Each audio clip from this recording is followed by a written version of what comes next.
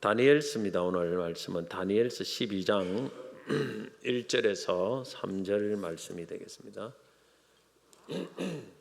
그때에 내 민족을 호위하는 큰 군주 미가엘이 일어날 것이요 또 환란이 있으리니 이는 개국 이래로 그때까지 없던 환란일 것이며 그때에 내 백성 중 책에 기록된 모든 자가 구원을 받을 것이라. 땅의 티끌 가운데에서 자는 자 중에서 많은 사람이 깨어 나 영생을 받는 자도 있겠고 수치를 당하여서 영원히 부끄러움을 당할 자도 있을 것이며, 우리 3절은 같이 읽겠습니다. 지혜 있는 자는 궁창의 빛과 같이 빛날 것이요 많은 사람을 옳은 대로 돌아오게 한 자는 별과 같이 영원토록 빛나리라. 아멘. 오늘은 별과 같이 영원토록 빛나는 삶, 별과 같이 영원토록 빛나는 삶이라는 제목으로 말씀을 전하겠습니다. 어릴 때에 밤에 평상 같은 데서 생활을 많이 했는데 그 평상에서 또 누워서 별을 많이 보고 보았던 기억이 있습니다. 북두칠성 등과 같이 이름 있는 별자리를 찾아보면서 별을 보곤 했습니다. 별은 시골로 가면 더 훨씬 참 밝고 또 가까이 있는 것 같아요. 지금 도시는 공해가 많아서 별이 잘 안 보이는데 어릴 때는 굉장히 밝았던 것 같습니다.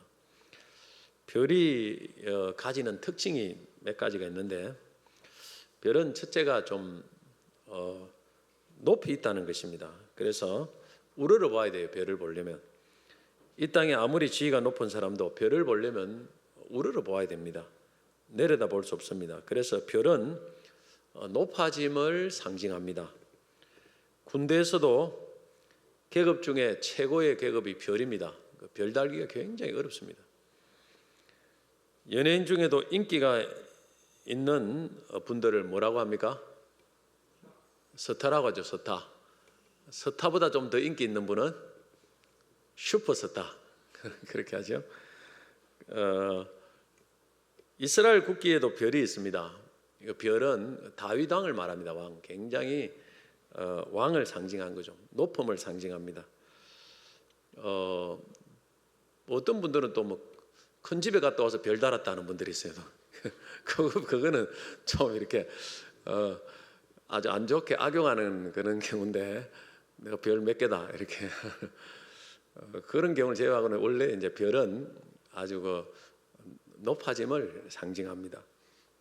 그리고 별은 또 영원함을 상징합니다. 어릴 때 본 별이나 지금 본 별이나 똑같아요. 대한민국에서 본 별이나 또 외국에 나가서 별이나 똑같습니다. 언제나 똑같아요. 영원하다는 것입니다. 세월이 흘러도 여전히 빛이 납니다. 또 별은 또 아름다움을 상징하는 것 같아요. 아름다움. 제가 학창 시절에 아주 인기 있는, 그때는 이제 라디오 프로그램을 많이 봤는데 그 중에 이제 별이 빛나는 밤에 이종환 DJ가 이게 늘 이렇게 하면서 그거 참 재밌게 본 기억이 있습니다. 우리 아이들은 잘 모르는 것 같은데 그 별이 빛나는 밤에 다 있더래요. 그 아름답다는 거죠. 별이 빛나는 밤에 아주 아름다운 그런 밤이라는 거죠. 그래서 이 별은 높아짐과 영원함과 아름다움 이런 것들을 상징합니다. 근데 오늘 다니엘서 12장 3절에 보니까 별과 같이 영원토록 빛나리라, 빛나게 해주신다, 이런 말이 있습니다. 별과 같이 영원히 빛나는 삶이 있다는 거예요.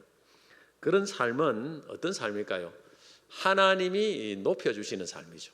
그래서 영원히 아름답게 빛이 나도록 그렇게 되어지는 삶이 별과 같이 영원토록 빛나는 삶입니다. 이런 삶이 있으면 우리가 이런 삶을 한번 살아보고 싶지 않습니까?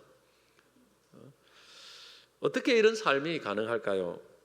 내 노력으로 되는 것이 아니고 성경에 보면 하나님이 높여주셔야 가능합니다. 오늘 여러분들이 하나님이 높여주시는 그런 사람들이 되시기를 바랍니다. 우리 자녀들도 부모가 자꾸 잘 되기를 다 바라지만은 그런다고 되는 건 아니에요. 하나님이 높여주시는 그런 자녀가 되어야 됩니다. 그러면 하나님은 누구를 높여주실까요? 별처럼 아름답게 영원히 빛나는 삶을 만들어줄까요? 이걸 알아야 될 거 아닙니까? 그리고 그걸 기도를 해야 돼요. 자녀들을 위해서. 그래야 하나님 높여주시지, 그냥 자꾸 높여달라고 한다고 높여주시는 건 아니에요. 뭔가 높여주실 만한 조건을 갖춰야 돼요. 자, 오늘 말씀에 어떤 사람을 하나님이 별과 같이 영원토록 빛나게 해줄까? 3절 같이 한번 더 읽어보겠습니다. 지혜 있는 자는 궁창의 별과 같이 빛날 것이요 많은 사람을 옳은 대로 돌아오게 한 자는 별과 같이 영원토록 빛나리라. 여기 다 답이 다 나와 있습니다. 이런 사람이 되도록 기도를 하면 돼요. 이런 사람이. 자, 이걸 좀 더 구체적으로 알아보기 전에 이 말씀은 어떤 배경에서 나온 말씀인가를 한번 생각해 보겠습니다. 다니엘 12장은 다니엘서의 결론입니다. 이 다니엘서에는 크게 두 가지 어떤 중요한 내용들이 들어있습니다. 첫째는 기적적인 사건들이 많이 들어있어요. 도저히 맞힐 수 없는 꿈을 해석하고 마치고 기적이죠. 다니엘의 세 친구들이 풀무불 속에 들어갔다가 다시 살아나오는 것, 머리털도 하나 상하지 않아요. 기적이죠. 또 다니엘이 사자굴에 들어갔다가 다시 살아나요. 그것도 기적이죠. 이걸 통해서 하나님께 무엇을 우리에게 가르쳐 주시느냐면은 이 세상을 다스리는 분은 제국의 왕이 아니고 바로 여호와 하나님이다. 하나님만이 진정한 왕이시다. 이것을 가르쳐 주시는 사건입니다. 그래서 오늘 여러분들이 우리가 하나님만이 우리 인생의 모든 것을 다스리시는 유일한 왕이심을 여러분 꼭 기억해야 됩니다. 뿐만 아니라 다니엘서는 이 기적적인 사건뿐만 아니라 또 하나의 많은 내용들이 들어있습니다. 그것은 뭐냐면 다니엘의 환상입니다. 다니엘이 본 환상. 이것이 또 하나의 중심입니다. 거의 7장부터는 거의 계속 환상이 나와요. 이 다니엘이 본 환상은 세상 나라에 대한 예언입니다. 그리고 그들의 종말에 대한 예언. 그 당시 바벨론 시대인데 바벨론 이후에 일어날 나라를 하나님이 예언해 놨어요. 꿈으로 메데바사 제국이 들어서고 그 다음에 헬라 제국이 들어서고 그 다음에 로마 제국도로 이어지는 제국들이 이어진다. 우리가 앞으로 어떤 제국이 일어날지 잘 모르지 않습니까? 미국 다음에 어떤 나라가 설지. 근데 하나님은 다 예언을 해놨어요. 그걸 보여줍니다. 그리고 헬라 제국에서 갈라진 네 나라가 있는데 그중 그 나라에 한 왕이 있습니다. 안티오쿠스 에피파네스라는 왕이 유대인을 아주 심하게 핍박을 하는 그런 예언이 다니엘서 11장에 기록이 되어 있습니다. 그래서 잘 나가다가 이제 막 핍박을 합니다. 이 하나님 백성들 핍박을 받는 이런 예언들이 막 나와요. 이 예언을 통해서 하나님께서는 무엇을 가르치냐면 이 종말의 때에 적 그리스도와 세상 나라가 하나님 백성들을 핍박을 할 것이다. 안티오쿠스 에피파네스 때만 그런 것이 아니고 이 종말의 때에 일어날 일들을 하나님은 예언을 하고 있다라는 것을 우리가 알아야 됩니다.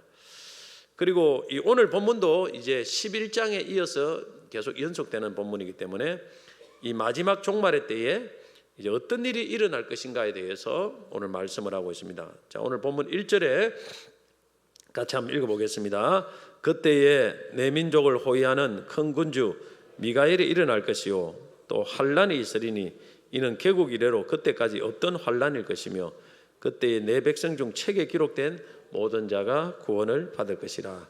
자, 이 그때에라는 말은 지금 계속 이 핍박, 종말의 때 핍박을 지금 이야기를 하고 있습니다. 그리고 그때라는 것은 결국 1차적으로는 11장에서 이어진 안티오쿠스 에피파네스가 유대인을 핍박하는 것을 말하지만은 또 이거는 상징적으로 앞으로 예수님이 재림하신 직전에 종말의 때에 성도들에게 큰 환란이 있을 그때를 말합니다. 이때에 민족을 호위하는 큰 군주 미가엘이 일어날 것이다. 이 마지막 환란 때에 하나님께서는 미가엘은 천사장 아닙니까? 미가엘을 통해서 초자연적으로 하나님의 백성을 도우신다는 거예요. 환난은 있지만은, 여러분, 우리 예수 믿는 사람 정도 환난은 있지만은, 그러나 하나님의 도우심도 있다는 사실을 꼭 믿어야 됩니다. 환난만 보지 말고 하나님의 그 환난 가운데 나를 도우시는 하나님의 도우심을 여러분 보시기를 바랍니다. 그 도움은 초자연적으로 도와주신다는 것입니다. 그리고 그런 환난은 그때까지 없었던 엄청난 박해다, 이렇게 이야기했습니다. 이 마지막 종말을 끝나갈 때, 다가올 때 이런 환난이 온다는 것입니다. 그리고 1절 후반부에 그때에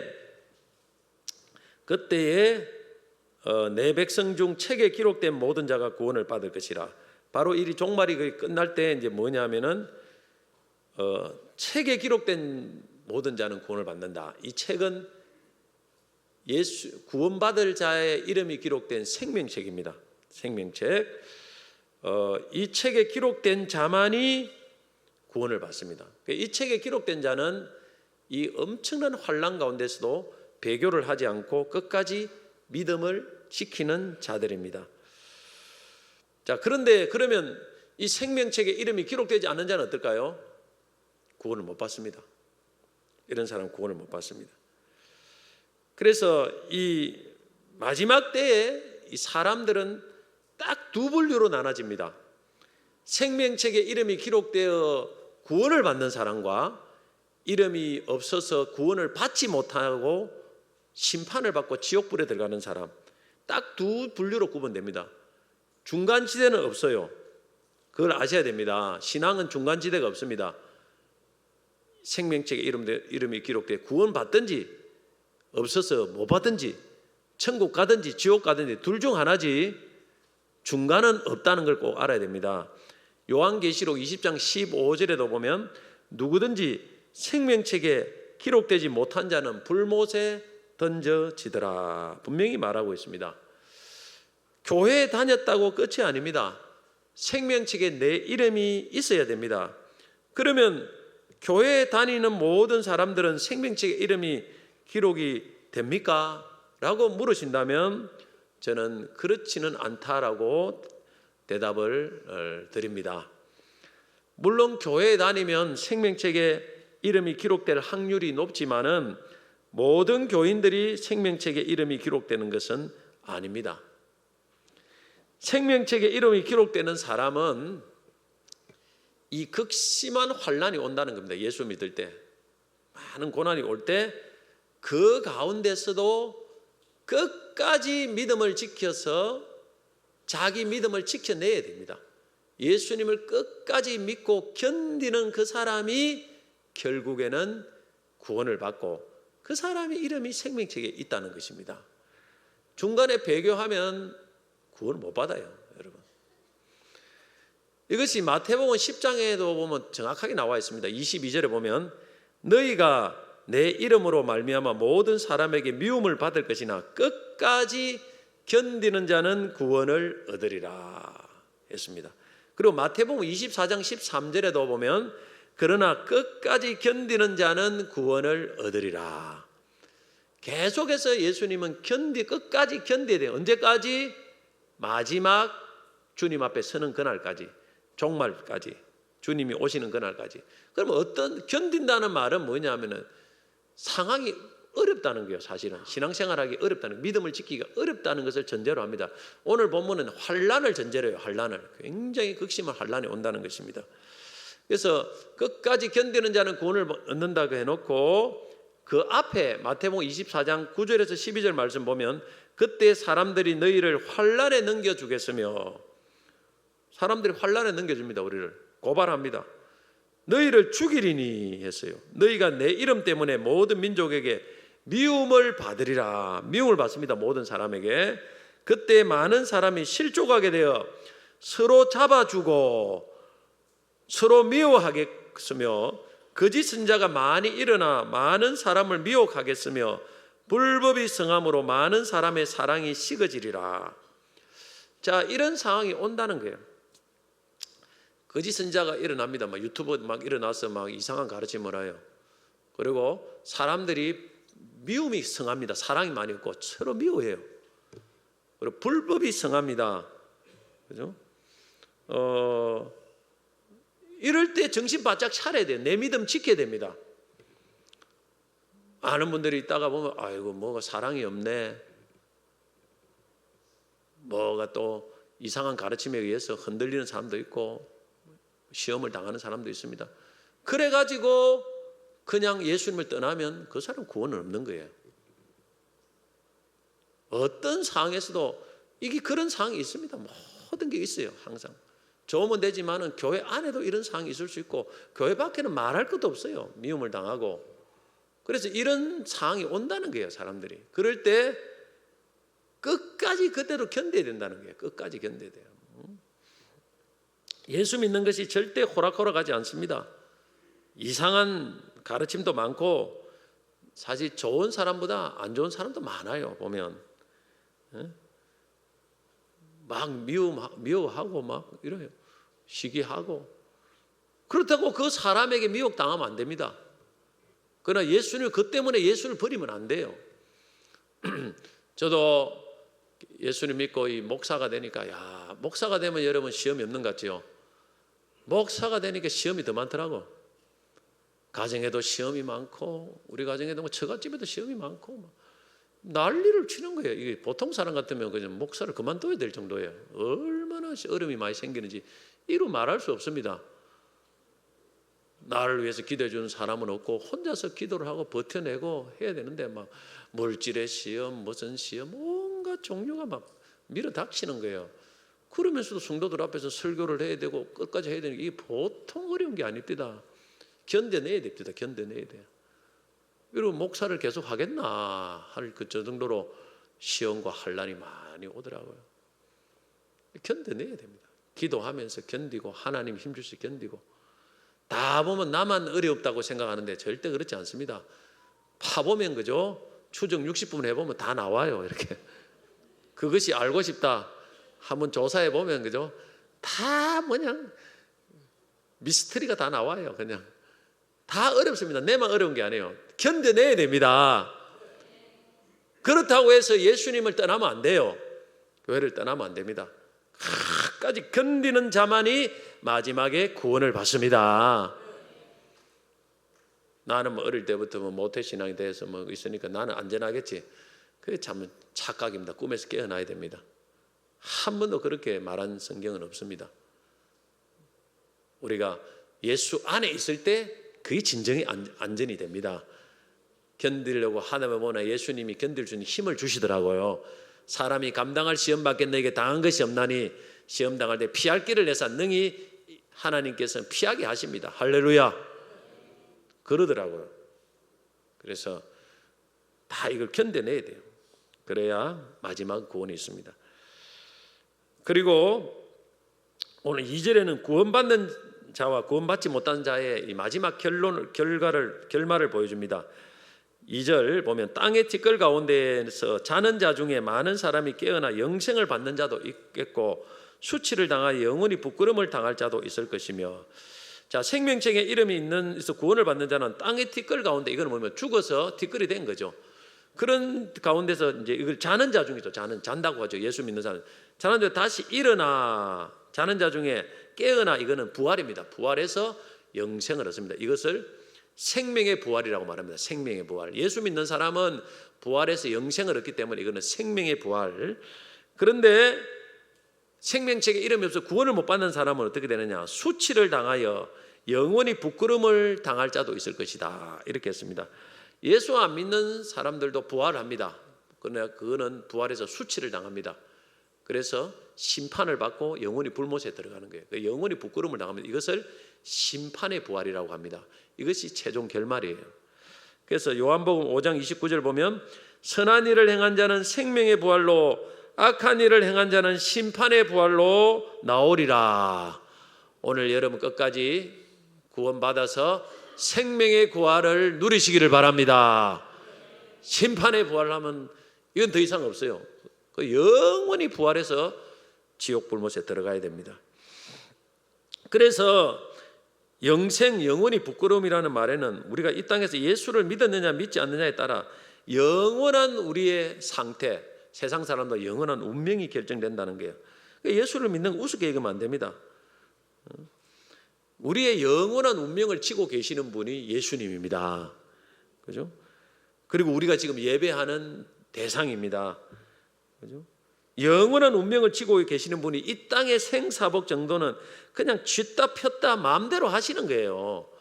영원히 천국에서 영생을 주시기도 하고 영원히 지옥불에 면하시기도 하는 분이 이 땅에 여러분의 삶의 조그마한 문제 그거 뭐 아무것도 아니에요. 그냥 가볍게 그냥 인도합니다. 가볍게. 그분을 우리가 소홀히 되겠습니까? 그분 앞에 우리가 예배를 함부로 드려서 되겠습니까? 그분을 소홀히 섬기서 되겠습니까? 그래서 복을 받겠습니까? 한번 생각을 해보세요. 복도 받을 짓을 해야 복을 받지.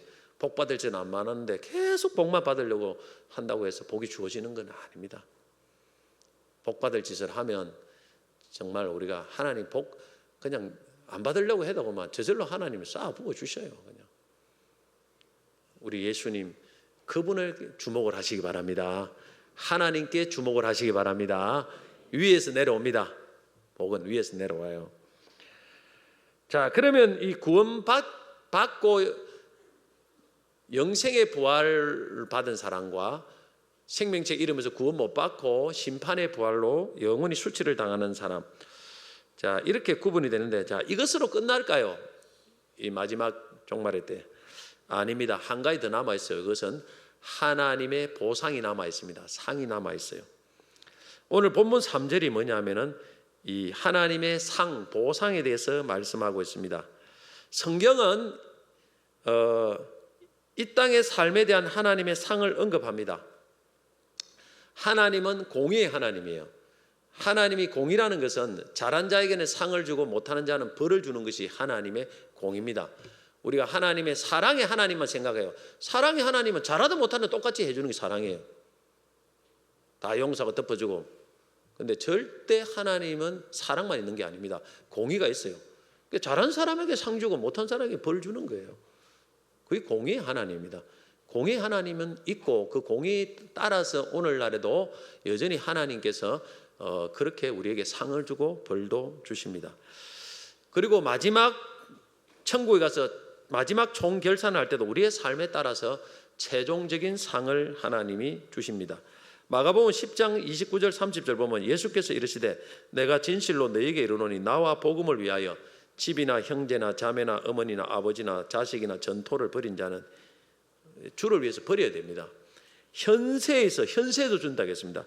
집과 형제와 자매와 어머니와 자식과 전토를 100배나 받되, 예수님이 뭐 헛말하신 분 아니지 않습니까? 분명히 100배나 받습니다.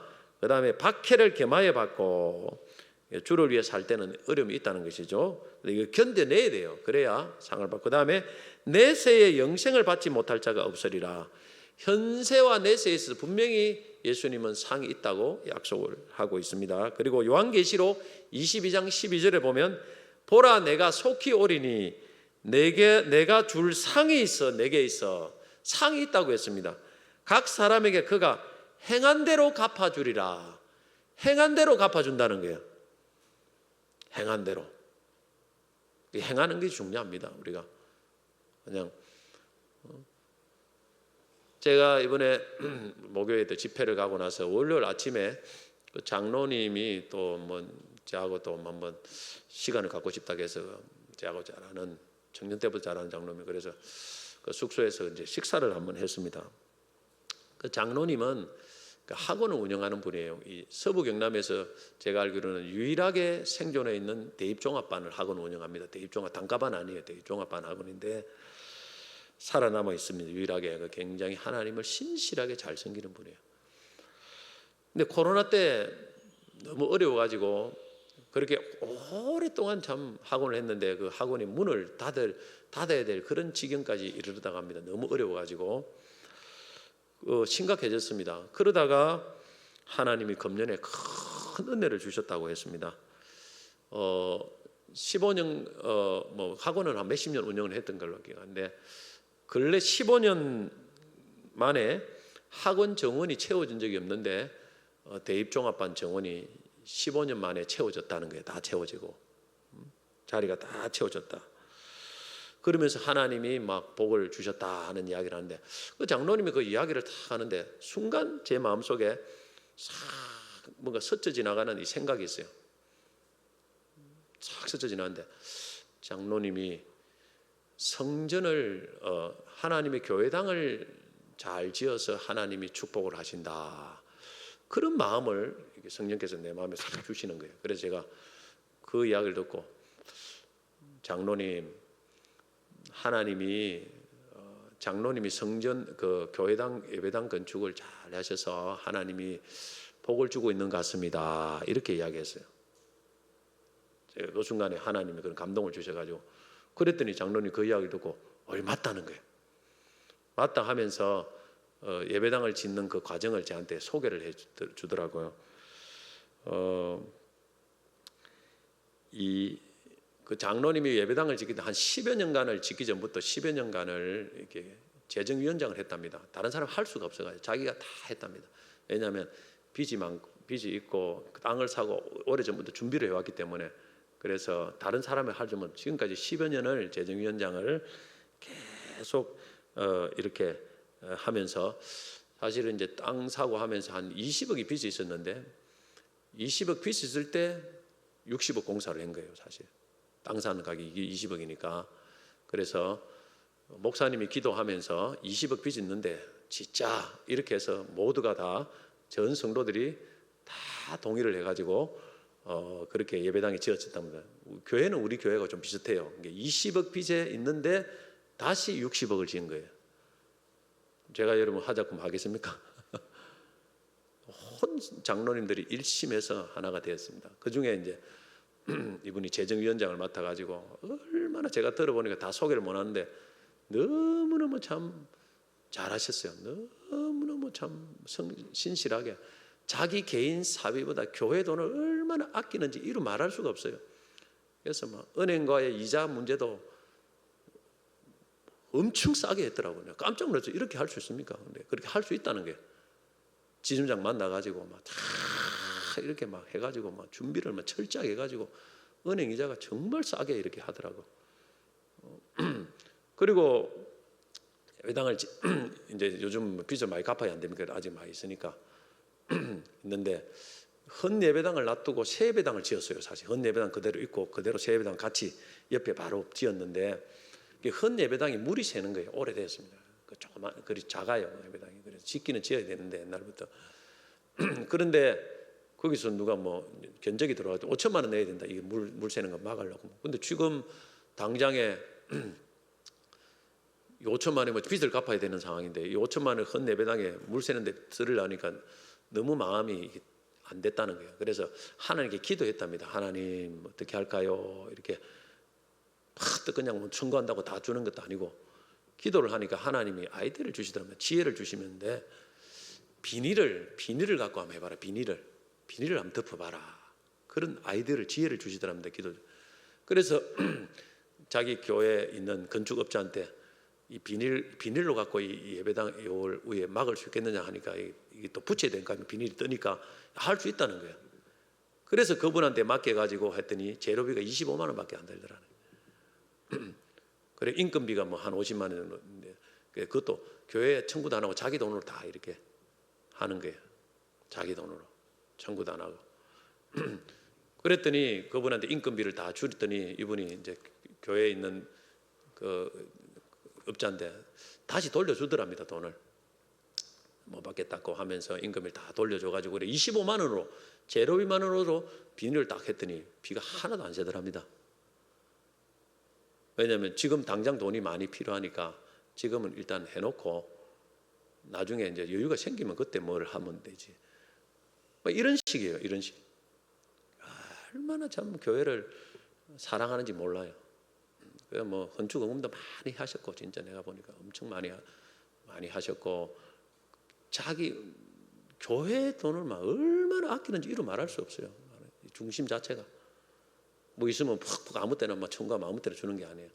기도해보고 다 하나님 앞에 해보고, 그래서 10여 년간을 이렇게 교회를 해가지고 그 교회를 예배당을 건축하고 나서 젊은 층들이 막 몰려 들어가지고 교회가 지금 재미가 있어요. 아주 잘 돼요. 짓고 나니까 막 젊은 사람들이 막 몰려 들더랍니다. 내가 하나님께서 예배당을 건축하는 그래서 복을 준다 이런 마음이 갑자기 확 들어가 물어보니까 맞다. 목사님 말씀이 맞는 것 같다. 자기가 그렇게 이야기하더라고요. 여러분 하나님의 상이 있습니다. 없는 게 아니에요. 상이 있습니다. 정말 상을 받는 사람이 따로 있어요. 제가 보니까. 그러면 하나님의 오늘 말씀에 하나님 어떤 보상이 나와 있습니까? 다니엘 12장 3절 보면 같이 한번 다시 읽어보겠습니다. 지혜 있는 자는 궁창의 빛과 같이 빛날 것이요 많은 사람을 옳은 대로 돌아오게 한 자는 별과 같이 영원토록 빛나리라. 지혜 있는 자는 궁창의 빛과 같이, 궁창이라는 것은 저 창공을 말합니다. 하늘 여기 빛처럼 확 빛나고 그 다음에 별과 같이 영원히 빛난다. 약간 추상적인 보자지만 이 의미를 제가 앞서 이야기했지만은 전달이 충분히 전달된다고 생각합니다. 하나님이 영원토록 높여주신다는 거예요. 한마디로 영원토록 너를 높여주시겠다는 것입니다. 아름답게 해주시겠다는 거예요. 그러니까 누구에게 이런 상을 주십니까? 첫째는 지혜 있는 자에게 주신다는 것입니다. 지혜 있는 자. 여기서 지혜 있는 자는 누구를 말합니까? 성경은 지혜의 근원은 하나님을 경외하는 것이라고 분명히 말씀을 합니다. 잠언서 9장 10절에 보면 여호와를 경외하는 것이 지혜의 근본이요 거룩하신 자를 아는 것이 명철이니라. 잠언서 15장 23절 보면 여호와를 경외하는 것은 지혜의 공개라 겸손은 종기의 길잡이니라. 결국 참된 지혜는 뭐냐면 하나님을 알고 경외하는 거예요. 이 성경이 말하는 지혜입니다. 여러분 하나님을 알고 경외하는 사람은 지혜가 있는 사람이고 하나님을 어리석은 자는 성경은 하나님이 없다고 말한다고 했어요. 하나님을 모르고 하나님을 경외할 줄 모르는 자는 지혜가 없는 사람이에요. 깡통이에요 사실. 인간적인 뭔가는 있지만은 하나님이 말하는 참 지혜는 없어요. 그래서 하나님을 알고 경외하는 참 지혜가 있는 사람은 어떤 상황에서도 하나님을 의지하고 하나님의 말씀을 순종합니다.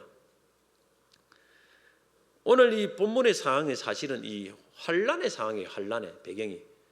환난의 상황에서 정말 지혜 있는 사람은 자기 믿음을 지킵니다. 어떤 상황에서도 하나님을 바라보고 하나님의 뜻을 따라가고 하나님을 의지하는 게 그게 지혜입니다. 세상에 지혜 있는 사람은 뭐냐면 세상 지혜는 뭐냐면 살다가 어려움이 생기면 쏙 그냥 도망갑니다. 세상 지혜 피하는 것이 지혜라고 해요. 기도하다가 환난이 오면 기도 멈추고 예배 드리다가 환난이 생기면 예배 멈추고 교회 다니다 어려움 생기면 교회 다니는 걸 멈추는 이걸 지혜라고 생각하는 거예요. 이게 말씀이 아닌 상황에 따라 움직이는 거예요. 그걸 뭐냐면 기복신앙이라고 하는 겁니다. 세상 복을 따라서 하나님을 섬길까 말까를 결정하는 거예요. 이런 사람을 지혜라고 말하지 않습니다. 이런 사람 환난 주면 100이면 100 다 넘어져요. 어려움이 생겨보면 100이면 100 다 넘어져요. 물질 가져가고 건강 가져가면 교회 안 나와요. 이걸 지혜라고 말하는 게 아닙니다.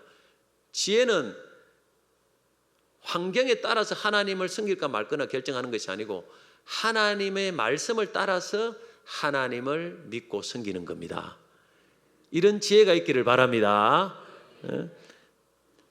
다니엘과 세 친구들이 바로 그런 사람들입니다. 기도하면 사자굴에 집어가는데 기도하다가 사자굴에 들어갔어요.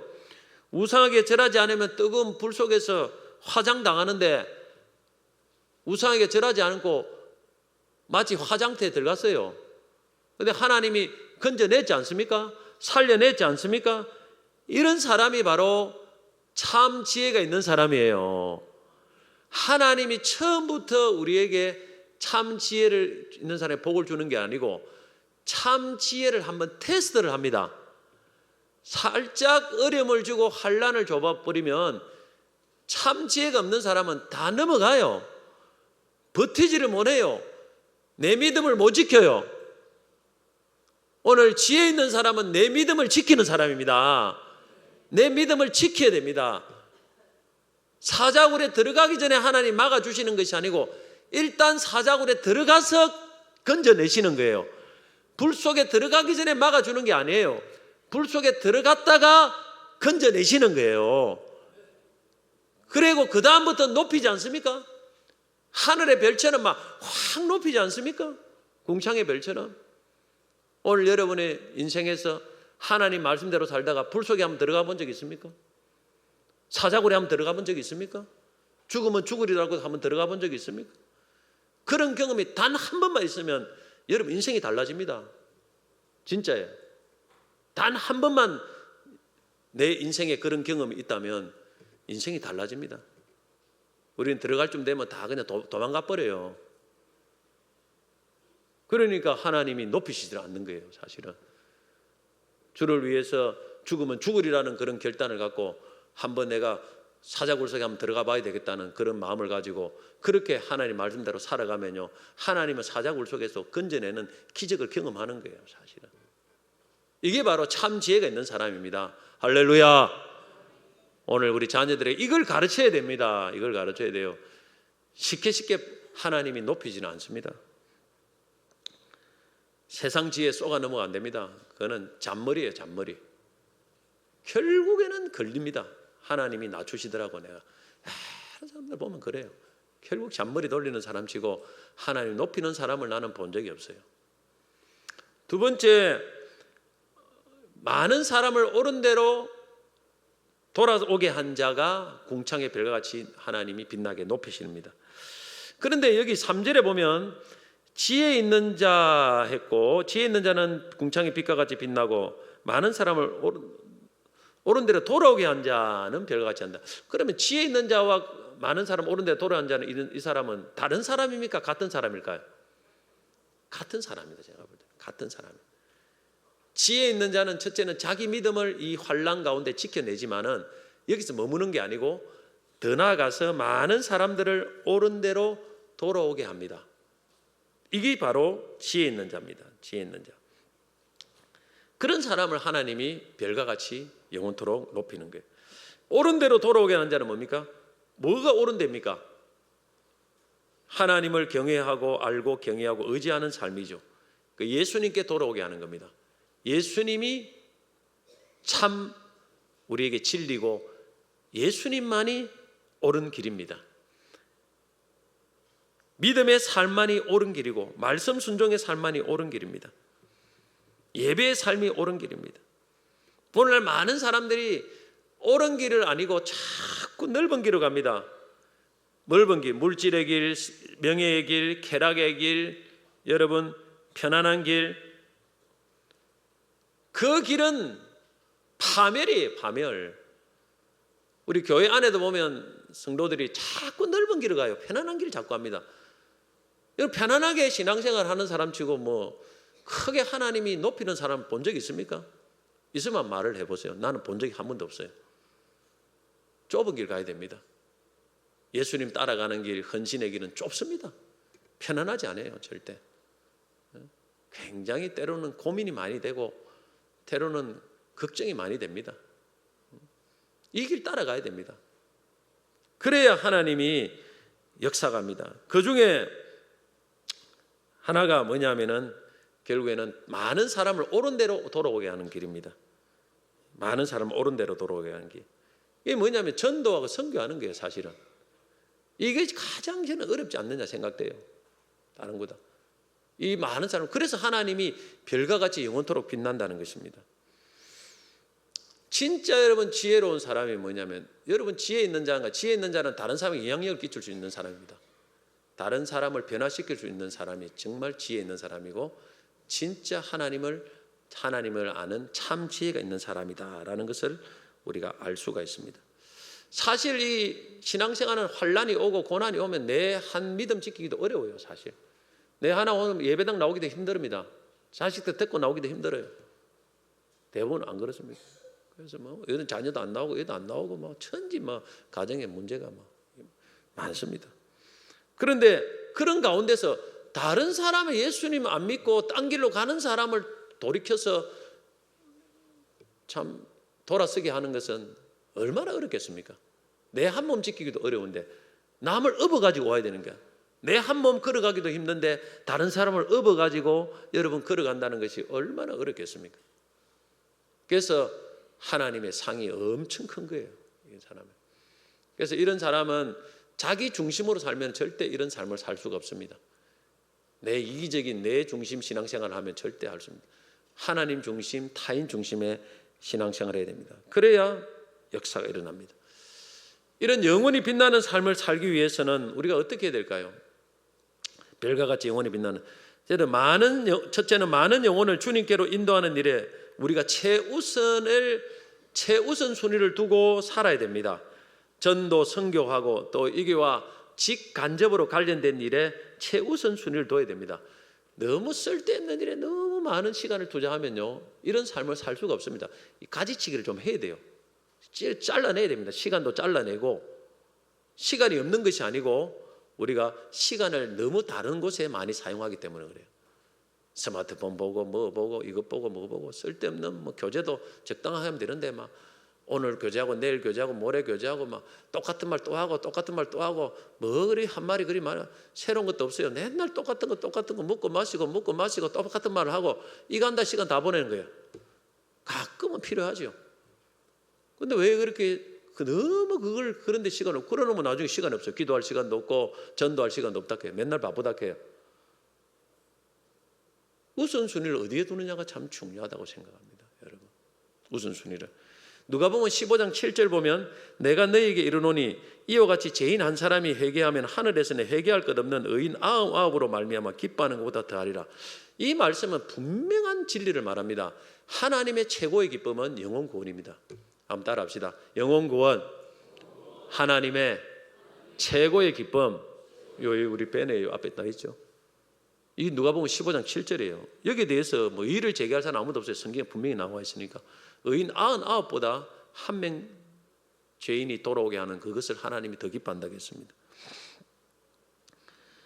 보수 개혁신학교인 총신대학교 교수 및 대학원장을 역임하시고 충영교회 담임 목사님, 크죠? 충영교회 합동적 역임하시고 신학교재로 쓰이는 신학총론 등 50여 권의 저서를 쓰신 보수 신학자이신 신성정 목사님이 쓴 책이 있는데 내가 본 천국과 지옥이라는 책입니다. 이 엘리트 신학자가 이런 책을 쓴 것이 이해가 잘 안 되지만은 이분이 뭐 거짓말하거나 허풍을 떠는 인격을 가진 분은 절대 아닙니다. 이런 분이 천국과 지옥을 보고 와서 쓴 책이 바로 내가 본 천국과 지옥인데 이 책을 참고로만 여러분 들으시기 바랍니다. 이분이 천국의 상급 반열은 12개 나뉘었다. 자기가 보고 와서 그렇게 이야기를 했는데 1반열, 가장 상을 많이 받는 천국의 상을 받는 반열이 순교자라고 합니다. 손양호 목사님, 주기철 목사님 등 순교자. 이해가 잘 되죠. 그는 순교자가 당연히 목숨을 내놨으니까. 두 번째 반열, 상을 받는 반열이 이 땅에서 전도를 많이 한 성도들이었다고 했습니다. 스펄전, 무디, 빌 브라이트, CCC 창립하신 분, 중국 선교의 아버지인 허드슨 테일러, 이런 분들이 두 번째 상의 반열, 순교자 다음 반열에 있더랍니다. 세 번째 반열은 주님으로 인해 많은 고난을 당하고 끝까지 변절하지 않는 성도들이 있고 거기에 자기도 있더랍니다. 자기 신성조 목사님도 계시는데 자기는 원래 5번째 반열이었는데 죽기 전에 천국과 지옥을 보고 책을 써서 전도에 영향을 끼쳤기 때문에 세 번째 반열에 들어올 것임이 약속이 되었더라. 5번째 반열에 가난한 사람을 도와주고 목회자와 성도들을 위로한 사람이 있더랍니다. 거기 구제하고 이런 사람들이 전도보다 못해요. 그래. 5번째 반. 6번째 반열은 평생을 주일학교 교사와 성가대원으로 열심히 교회에 봉사한 사람들. 7번째 반열은 교회를 많이 건축하고 세운 사람들. 8번째 반열은 성경을 연구하고 신학교에서 신학생을 가르쳤던 교수, 이런 분들이 있더랍니다. 이걸 보면은 이제 참고로 보는데 그래도 성경하고 맥을 같이 하는 점이 뭐냐면 순교자와 전도자가 가장 높은 상을 받는 것으로 소개되어 있습니다. 오늘 말씀하고 보면 일맥상통해요. 많은 사람을 옳은 대로 돌아오게 한 자는 하늘에 별과 같이 영원토록 빛나리라. 이 말씀과 저는 일맥상통한다고 생각합니다. 저도 이 어린이 전도를 참 많이 했어요. 올해도 어린이 전도를 많이 해가지고 참 하나님께 큰 축복을 참 많이 받았다고 생각합니다. 어린이 전도, 부모 전도한다고 기도해가지고 4가지 큰 축복을 받았어요. 그리고 요즘은 시간이 많이 없지만 그래도 어른 전도하려고 하는 게 또 축복을 하나님도 주시고 계세요. 그냥 해보면 압니다. 해봐야 알아요. 전도는 하나님이 아는 사람들 옳은 대로 돌아오게 한 자를 얼마나 기뻐하시는가를 해보면 알 수가 있습니다. 놀라운 하나님의 은혜가 있습니다. 둘째는 우리가 이 하나님 기뻐하는 전도, 옳은 전도 선교에 집중해야 되고 최우선순위를 둬야 되고, 그 다음에는 하나님의 영광과 천국만을 생각하면서 하나님의 일을 해야 됩니다. 사실 영원히 빛나는 삶은 천국에서 빛나야 이것이 영원히 빛나는 것이고, 하나님께 인정받아야 영원히 빛납니다. 이 땅에서 빛나도 영원히 빛나는 건 아니에요. 이 땅에 사람에게 영광받아도 영원히 빛나는 건 아닙니다. 마지막, 그래서 우리가 하나님의 일을 할 때 천국을 생각해야 돼요. 천국에서 어떻게, 그리고 마지막 천국에 주님 앞에 섰을 때 내 삶이 어떻게 주님이 평가하신가, 이걸 항상 염두에 두고 해야 됩니다. 그래야 영원히 빛나는 별과 같은 삶을 누릴 수 있습니다. 기도를 해도 금식을 해도 여러분 구제를 해도 사람에게 보이기 위해서 하면은 상이 없다고 않겠습니까? 전도를 똑같다고 볼 수 있습니다. 상이 없는 거예요. 사람에게 보이기 위해서. 전도는 교회 성장하기 위해서 하는 게 아니에요. 천국의 영혼을 인도하기 위해서 하나님이 가장 기뻐하는 일이기 때문에 하는 겁니다. 항상 천국과 하나님을 생각하고 해야 됩니다. 그래야 지치지 않고 영원히 빛납니다. 사람이 뭐라 해도 흔들리지 않아요. 우리 교회 안에도 어디를 가든 할 수 있어요. 우리 교회가 성장하면 딴 데 가면 안 합니다. 저는 아무 때나 갑니다. 아무 때나. 아무 교회나 가도.